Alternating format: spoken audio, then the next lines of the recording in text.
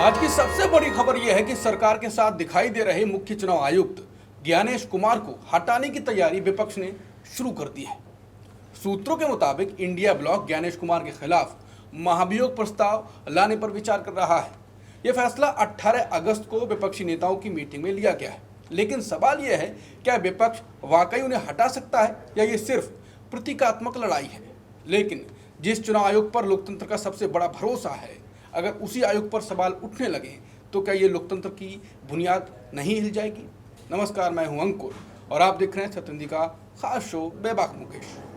मुकेश जी, पूरा हंगामा मचा हुआ है कल से प्रेस कॉन्फ्रेंस के बाद से, और हम डरते नहीं हैं। फिर राहुल गांधी ने बता दिया कि हम डरते नहीं हैं। आप डरेंगे? अब तो महाभियोग प्रस्ताव लाया जा रहा है। देखिए, मैं समझता हूँ कि ये विपक्षी दलों का एक ज़बरदस्त मूव है। अगर इस तरह का कोई फैसला लिया जा रहा है, और मैं कहता हूँ कि अगर अभी फैसला नहीं लिया गया है और ये मैसेजिंग के स्तर पर भी है कि एक संदेश दिया जा रहा है कि अभी भी बदल जाओ, सुधर जाओ, नहीं तो हम महाभियोग तक जा सकते हैं, ये अपने आप में एक बड़ा कदम है। अव्वल तो ये कि ये सारे विपक्षी दलों की एकजुटता को और मजबूत करने वाला कदम और एकजुटता को प्रदर्शित करने वाला भी कदम है। मैं कहूँगा कि विपक्ष का ये मास्टर स्ट्रोक भी है जो माहौल है, क्योंकि इस समय पूरे देश में चुनाव आयोग के खिलाफ माहौल बन चुका है। जो सर्वे आए हैं वो भी बता रहे हैं कि कैसे उसकी विश्वसनीयता रसातल को चली गई है। अब ये जो शस्त्र फेंका है, एक मिसाइल दागी है अपोजिशन ने, वो सीधे जाकर मोदी सरकार पर गिरेगी। आप ज्ञानेश गुप्ता को छोड़ दो, ज्ञानेश गुप्ता तो मोहरे हैं इस सरकार की। चुनाव आयोग क्या है? वो एक सरकार के आदेशों निर्देशों पर काम करने वाला संस्थान बन गया है। तो ऐसे में ये चोट पड़ेगी केंद्र सरकार पर, क्योंकि अब अगर महाभियोग आता है तो बदनामी किसकी होगी? बदनामी केवल ज्ञानेश गुप्ता की नहीं होगी, सरकार की भी होगी, क्योंकि सरकार उनका इस्तेमाल कर रही है। आप ये देखिए कि विपक्ष के पास दूसरा विकल्प भी क्या था। उसने अपने तय बार बार चिट्ठियां लिखी, सबूत पेश किए, उनकी जांच पड़ताल करवाने के बजाय वो उन पर हमले करने पर आमादा हो गए। आप देखिए कि जो रविवार को प्रेस कॉन्फ्रेंस की गई, वो एक तरह से चुनाव आयोग राजनीतिक अखाड़े में उतर गया। उसकी पूरी भाषा, उसके तेवर, उसकी शैली, उसके अंदाज, सब कुछ अपोजिशन पर हमले करने वाली थी और उसकी साफ दिख रहा था कि ये राजनीति है। एक तो पहला उसका टाइमिंग जो चुनी गई, वो अपने आप में एक मैसेज देती थी। 1.5 महीने से कोई प्रेस कॉन्फ्रेंस नहीं। सब लोग कह रहे कि ज्ञानेश कुमार कहाँ पर हैं। जैसे ही राहुल गांधी वहाँ पर यात्रा शुरू करी, इधर से निकल के आ गए, धमकी भी दे रहे थे। बिल्कुल। तो उस पूरी प्रेस कॉन्फ्रेंस में उन्होंने विपक्ष के जो 10-12 प्रमुख सवाल थे उनके किसी का जवाब नहीं दिया। हाँ। और सीधे राहुल गांधी पर अटैक बोला कि आप 7 दिन में या तो हलफनामा दीजिए या फिर माफ़ी मांगिए। क्या करेंगे अगर 7 दिन में राहुल गांधी ये नहीं करते तो आप क्या कर लेते? क्या FIR करवाते, उनको गिरफ्तारी करवाते, क्या करवाते आप? ये उनके पास जवाब नहीं था। ये एक भय पैदा करने की कोशिश थी अपोजिशन में, लेकिन अपोजिशन अब समझ गया है कि खेल क्या है। और दूसरी बात यह कि अपोजिशन की चूंकि ताकत बढ़ी हुई है, अब वो 2024 के पहले वाला अपोजिशन नहीं है। बिल्कुल। उसका कॉन्फिडेंस बढ़ गया है और जिस तरह से जन समर्थन मिल रहा है, आप देखिए कि बिहार में जो राहुल गांधी की यात्रा चल रही है उसके वीडियोस देखिए, ऐसे ज़बरदस्त भीड़ उमड़ रही है। इसकी क्या वजह हो सकती है? वजह यही हो सकती है कि एक चुनाव आयोग की जो विश्वसनीयता है वो ख़त्म हो गई है। लोगों को लग रहा है कि उनका मताधिकार छीनने जा रहा है, वो एक असुरक्षा बोध है। और दूसरी बात यह कि मोदी और नीतीश सरकार दोनों से मोह भंग है। तो ये जो सारी चीज़ें एक साथ मिलकर लोगों के दिमाग में भर गई हैं, उसका नतीजा है कि अपोजिशन को ज़बरदस्त सहयोग मिल रहा है, समर्थन मिल रहा है। ये एक संदेश है केंद्र सरकार के लिए। आप याद कीजिए कि जगदीप धनखड़ भी एक समय बेलगाम थे। वो अपोजिशन को बिल्कुल, सभापति जब वो होते थे सदन में, तो धमकाने की, डराने की, चुप कराने की कोशिश करते थे और जो सत्तारूढ़ दल है उनको भरपूर मौके देते थे। ठीक उसी राह पर ज्ञानेश गुप्ता हैं। धनखड़ के खिलाफ जब अपोजिशन ने महाअभियोग लाने की बात की, उसके बाद क्या असर हुआ? आपने देखा कि धनखड़ बदल गए, बदलने शुरू हुए और बाद में तो एकदम से बदल गए।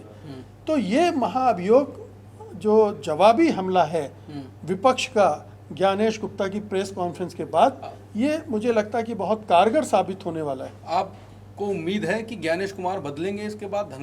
धनखड़ का तो अलग किस्सा भी अलग थोड़ा सा था कि अंदर कुछ खाने में बात चल रही थी, आरएसएस था, इधर था।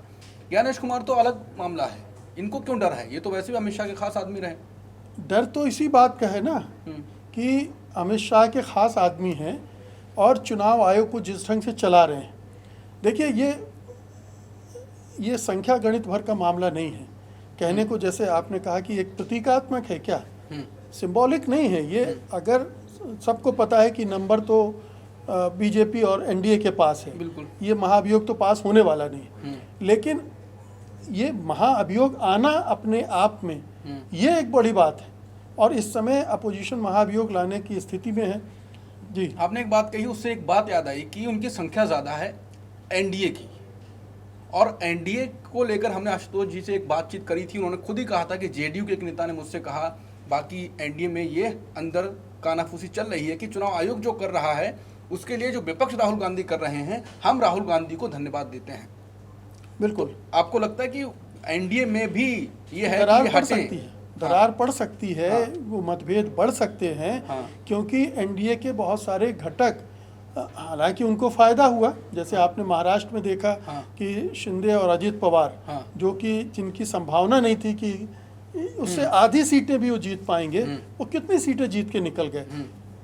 नीतीश कुमार की उम्मीद भी यही है कि जो धांधली होगी उसमें उनका भी हिस्सा बड़ा हो जाएगा। लेकिन अब तो सारा खेल खुल गया ना, अब तो सारी चीज़ें सामने आ गई हैं कि किस किस तरह से चीज़ें, किस किस तरह से धांधली की जा रही है। तो मुझे लगता है कि जब ये दबाव बनेगा, अगर महाअभियोग आता है, उस पर दोनों सदनों में चर्चा होती है, तो ये बहुत बहुत शर्मनाक स्थिति होगी ज्ञानेश गुप्ता के लिए भी और सरकार के लिए भी, और इसको अवॉइड करना चाहेगी सरकार। ऐसी सूरत में अगर वो इस स्तर तक गया मामला, तो फिर ज्ञानेश गुप्ता को हटाना बेहतर समझेगी सरकार, बदलना बेहतर समझेगी। इस तरह से अगर अड़ियल रुख अख्तियार किया रहा तो जनता में और भी मैसेज या और भी जो ये धारणा बन रही है कि ये चुनाव आयोग पक्षपाती है, वो और मजबूत होगी। तो ये एक जो दोनों सत्तारूढ़ दल और विपक्ष के बीच जो संग्राम चल रहा है चुनाव आयोग को लेकर, चुनावी धांधलियों को लेकर, उसमें मुझे लगता है कि ये चेतावनी, धमकी या सूचना या देकर विपक्ष ने डिफेंसिव मोड पर सत्तारूढ़ दल को ला दिया है। बैकफुट पर तो वो बहुत दिनों से चल रहे हैं, हर मुद्दे पर, और इस पर भी आ रहे हैं।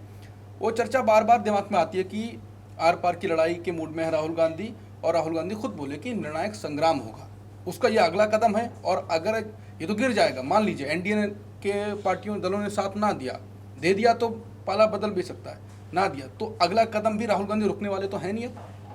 देखिए, इतने सारे सबूत सामने आ रहे हैं कि अब मतलब अब रास्ते नहीं बचे हैं चुनाव आयोग के लिए, सरकार के लिए भी रास्ते नहीं बने। हर दिन कुछ नया आंकड़ा आ रहा है। अभी CSDS का आंकड़ा उसने बताया कि महाराष्ट्र की कुछ असेंबली में कैसे 40-50% तक वोट बढ़ गए 4 महीने के अंदर, और कहीं घटा भी दिए गए, ये भी आया है। CSDS का सर्वे ही बता रहा है कि देश भर में जो चुनाव आयोग की विश्वसनीयता है वो किस तेजी से गिर चुकी है।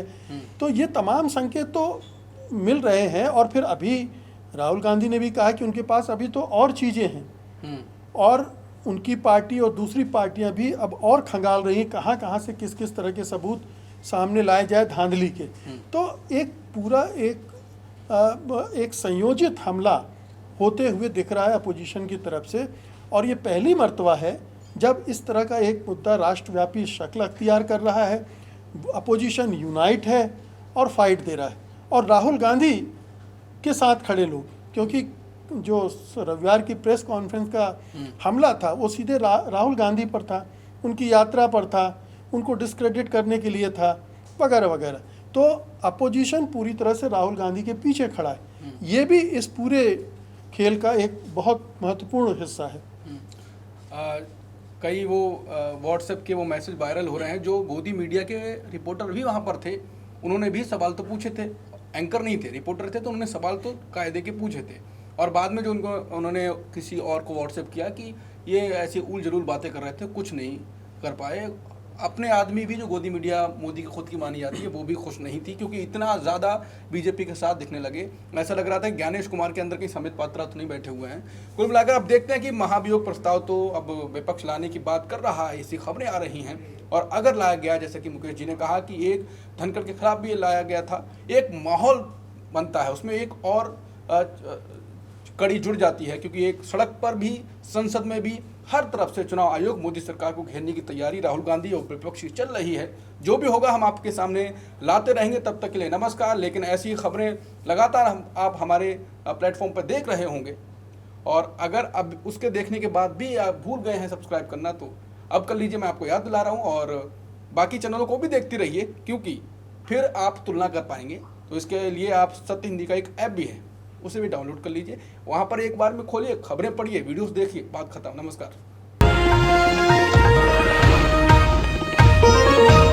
Copyright disclaimer under Section 107 of the Copyright Act 1976. Allowance is made for fair use for purposes such as criticism, comment, news reporting, scholarship, and research. Fair use is a use permitted by copyright statute that might otherwise be infringing.